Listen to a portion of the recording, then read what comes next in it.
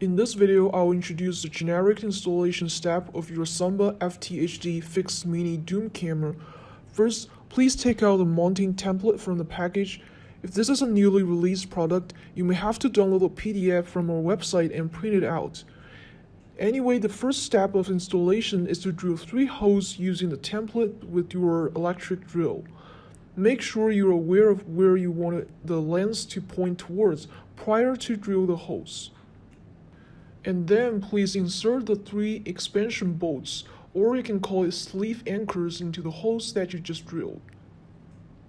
Next, please remove the glass dome of the camera using the hex wrench came with the package. You may find there's a chain that is connecting the glass dome and the lens module. The chain is used to prevent the glass dome from falling off if you accidentally remove the screws and unexpectedly drop the dome on the ground and damage it.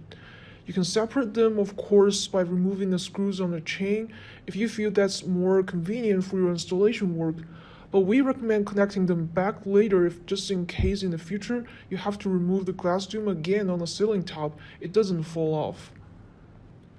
Now you can install the module and board part first on the ceiling mounts and insert the screws to the 3 holes that you just drilled and filled with the expansion bolts to fix the module part.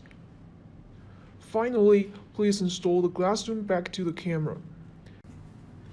You may notice there is a desiccant in the lens module.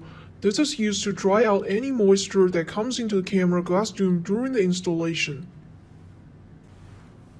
And actually, before starting out, you need to determine how you would want to wire the camera. You can choose either to use concealed wiring that is usually buried already on the ceiling top, or you can choose to go with open wiring depending on your application.